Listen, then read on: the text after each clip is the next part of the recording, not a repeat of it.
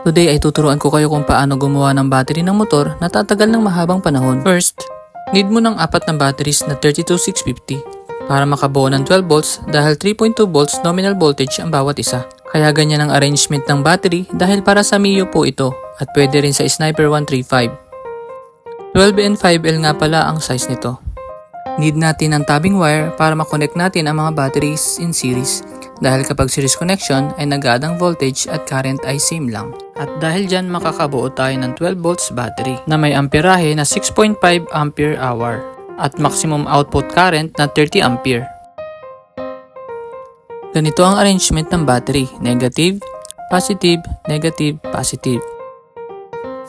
Maglalagay na ako ng tabbing wire. Sundan nyo lang yung ginagawa ko sa video. Ito yung sa ilalim na part. In order nga pala sa atin to para ipalit sa battery ng tricycle. Sa maniwala kayo sa hindi, 5 years na yung battery ng motor ko. Ganito rin kasi yung ginagamit ko sa aking motor. At ganito naman ang gagawin nyo sa kabilang side. Diyan nyo lang ilalagay yung tabbing wire.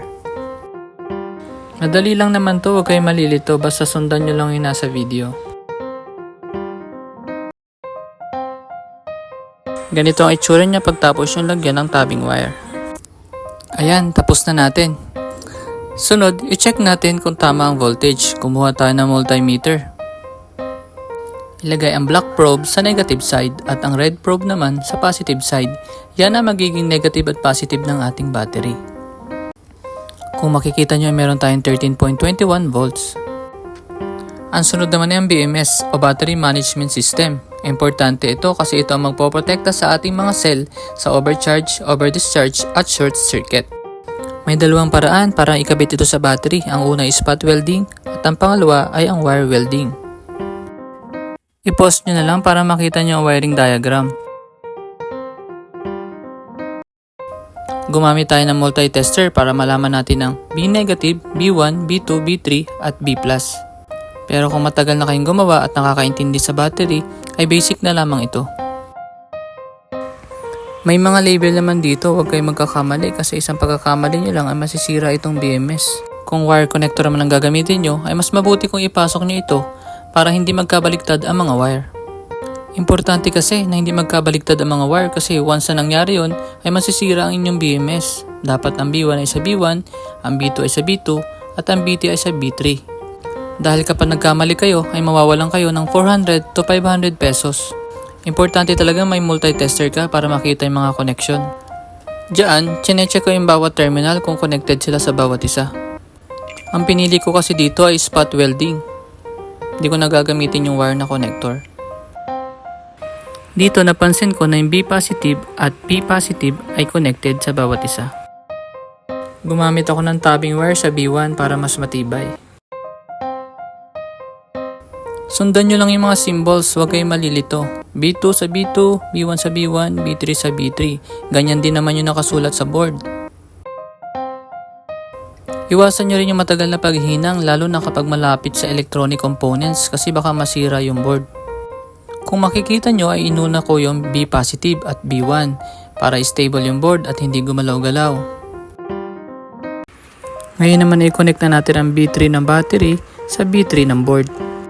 Dapat talaga maingat kasi isang pagkakamali mo masisunog yung board.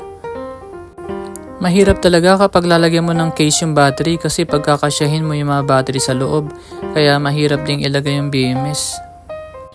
Mas madali kapag yung battery mo ay 4L kasi pag tatapat-tapatin mo lang talaga, madali siyang i-wiring. Kagaya nito nasa picture, mas madali kapag ganyan. 4L yung size ng battery niya. Nasa B2 na tayo, lagi nyo lang tandaan yung mga symbol. Lagi nyo lang pagtapat-tapatin. B2 sa B2. Mas madali pag battery ng mga 150cc kasi swak yung battery sa loob. Saka yung BMS, swak din sa loob. Ito naman tayo sa B negative. Siyempre, sa B negative nyo rin yan ilalagay. B negative ng board sa B negative ng battery. Ayan, malapit na tayo matapos. Medyo matagal talaga itong gawin. Kailangan mo ng mahabang pasensya para magawa mo ito. Importante din pala mahigpit yung lagay natin ng mga tornilyo para hindi ito maalis kapag umaandar yung motor kasi di ba ilalagay yan sa motor, malakas ang vibration ng motor kaya pwede yan maalis anytime. Yung P- at P positive, dyan nga pala nilalagay yung output ng wire. Ayan, sa wakas natapos din natin. Ang sunod naman natin gagawin, syempre, i-check natin sa tester. Importante talaga ang tester. Kung makikita nyo, may output siya na 13.21. Diyan natin ilalagay yung mga output natin na wire. At dyan mo rin malalaman kapag nasira nyo yung BMS. Kasi yung output dyan ay same dapat sa battery. So ganito yung finished product natin. Medyo magulo, no? Pero huwag kayong malilito. Importante talaga yung symbol. Huwag niyong pagbabalik-balik ta rin.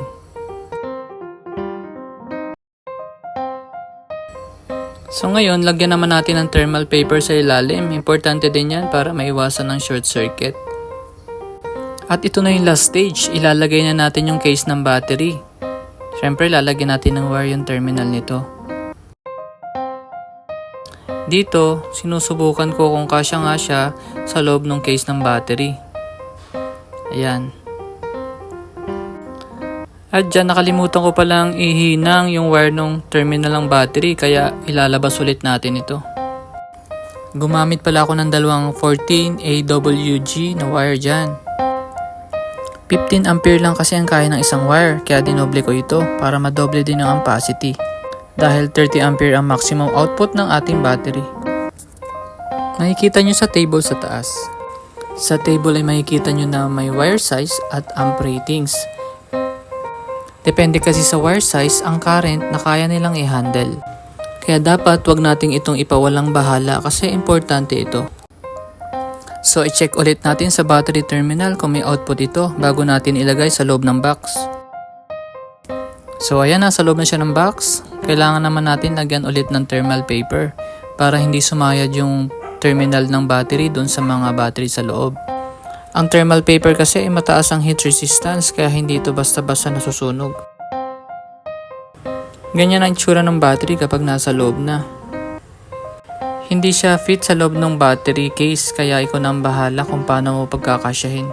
Siyempre, bago natin isara, i-check ulit natin ang output ng terminal ng battery. Mahirap na kasi ang tanggalin kapag naisara na natin.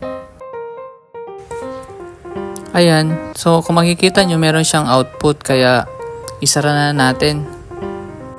Ipupush mo lang yan kung saan yung maglalak sa loob. Pwede mo rin lagyan ng sealant para hindi siya pasukin ng tubig kung malubog man ito sa tubig. Tapos check ulit para sure ball. So ngayon try naman natin sa 12 volts na bulb. Kung makikita nyo ay umiilaw naman. Ibig sabihin may output siya. Sunod, itry naman natin sa motor. Gumamit lang nga pala ako dyan ng keyless o remote para mapaandar yung motor kasi hinawakan ko lang yung wire. So successful yung ginawa nating battery. Salamat sa panonood.